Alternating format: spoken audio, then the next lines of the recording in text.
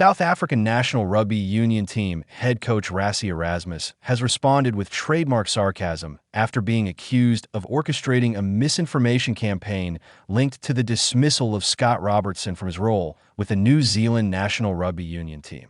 The controversy erupted after a New Zealand columnist floated a theory that Erasmus had used his Irish media contacts to leak or peddle narratives about player power influencing Robertson's exit. While the claim has largely been treated as speculative, it has added another dramatic twist to an already turbulent chapter in international rugby politics. The leak that sparked speculation news that Robertson and New Zealand Rugby had parted ways was first reported by the Irish Independent before any official confirmation from the governing body. In an age where information frequently emerges ahead of formal announcements, leaks are hardly unusual. What surprised many observers, however, was that the scoop came from an overseas outlet rather than a New Zealand-based publication. The unexpected origin of the story ignited a flurry of theories about who might have shared the information and why. Some speculated that players currently spending time abroad could have been responsible. Names such as Rico Ione, who is on sabbatical with Munster Rugby, and Jordie Barrett, who previously had a similar stint overseas, were mentioned in online discussions. There's been no evidence to support those suggestions, but the mere existence of such speculation reflected the level of intrigue surrounding the All Blacks' internal review process. Then came a far more eye-catching claim. The Erasmus conspiracy theory in a column exploring what might lie ahead for Robertson. Respected New Zealand journalist Gregor Paul advanced a provocative theory. He suggested that Erasmus, drawing on strong relationships formed during his tenure with Munster Rugby, could be leveraging Irish media contact to shape narratives about unrest within the All Blacks. Paul wrote that the working theory was Erasmus was somehow connected to inside information in New Zealand and using those Irish connections to destabilize the All Blacks by promoting the idea that player power had played a decisive role in Robertson's dismissal. The suggestion did not stop there. Paul further speculated that Robertson's best chance of securing another major international coaching role might even be with the Springboks, a movie described as far-fetched but not impossible. Hiring Robertson, he argued, would be consistent with Erasmus' reputation for bold, psychological maneuvers aimed at unsettling opponents that in short. The theory portrayed Erasmus as a strategic puppeteer, subtly influencing narratives beyond South Africa's borders to create uncertainty within one of rugby's fiercest rivals. Erasmus fires back. Erasmus, never one to shy away from public discourse, responded swiftly. Taking to social media, he shared a screenshot referencing the conspiracy theory, along with a clip of Irish broadcaster Ger Gilroy previously mocking him. His caption dripped with irony. Used my Irish media contact to spread information, followed by a winking emoji. The response was brief but unmistakable in tone, dismissive, sarcastic, and clearly aimed at highlighting what he considered the absurdity of the claim. Those familiar with Erasmus' media persona know that he often engages critics directly and employs humor or satire to defuse accusations. This episode followed a similar pattern. Rather than issuing a formal denial through official channels, he opted for a pointed, public reaction. Context: Robertson's exit and player power. Robertson's departure from the All Blacks came after a comprehensive review of the 2025 international season conducted by New Zealand Rugby.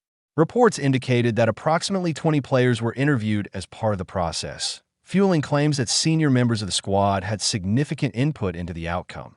While NZ Rugby leadership denied any organized revolt, the narrative of player power quickly gained traction.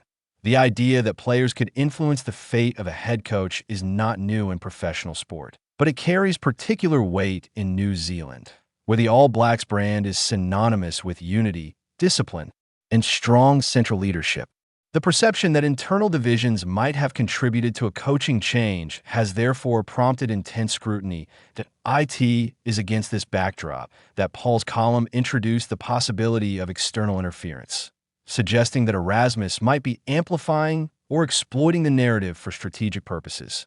The next All Blacks coach, while debate swirls around how Robertson's exit unfolded, attention has also turned to his successor.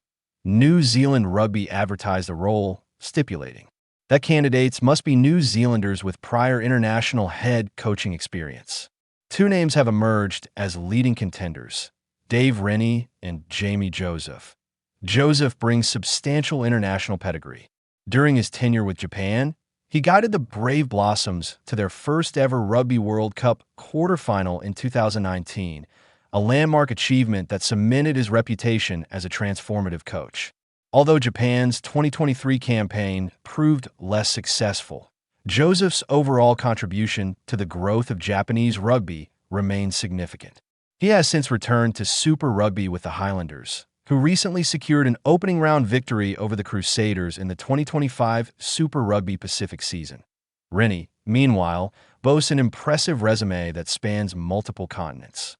He enjoyed remarkable success with the Chiefs, winning back-to-back Super Rugby titles in 2012 and 2013.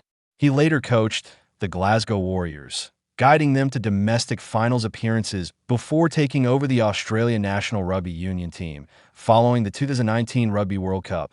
That Rennie's tenure with Australia ended abruptly in 2023, a year before the next World Cup. But he has since rebuilt his reputation in Japan with the Kobe Kobelco Steelers, who have started the 2025-26 season strongly. Both candidates satisfy NZ Rugby's criteria, and an announcement is reportedly imminent. Rivalries in mind. Games the suggestion that Erasmus could be playing mind games taps into a broader narrative about his approach to competition. Throughout his coaching career, Erasmus has demonstrated a willingness to challenge refereeing decisions publicly, dissect officiating performances in detail, and engage in high-profile disputes. Admirers view him as a master strategist unafraid to protect his team's interests. Critics see him as provocative and confrontational. The notion that he might extend such tactics and immediate influence is consistent with how some perceive his style, though there is no concrete evidence to support the conspiracy theory advanced by Paul. Indeed, the claim rests largely on circumstantial connections. Erasmus' previous role with Munster, his familiarity with Irish journalists, and the fact that the story broke in an Irish newspaper. Correlation, however, does not prove coordination. The bigger picture beyond the intrigue and humor. This episode underscores the intense scrutiny surrounding elite rugby nations. Coaching changes, player reviews, and media leaks are no longer confined to domestic audiences. They unfold on a global stage.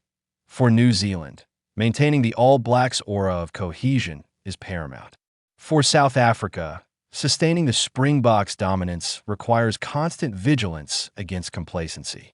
In such an environment, even speculative commentary can ripple across hemispheres. Erasmus' reaction suggests he views the accusation as more entertaining than threatening. Yet the fact that his name entered the conversation at all highlights how interconnected modern rugby has become. Waiting for clarity as New Zealand Rugby prepares to announce its new head coach, attention may soon shift from conspiracy theories to practical rebuilding. Whoever steps into the role will inherit not only a talented squad, but also the task of restoring unity and reinforcing leadership structures. Managing player influence, media narratives, and public expectations will be central to that challenge. Meanwhile, Erasmus will continue focusing on the Springboks' own ambitions, even as he remains a lightning rod for debate. Whether the conspiracy theory fades quickly or lingers as part of rugby folklore, it has added another colorful chapter to a rivalry defined by intensity both on and off the field.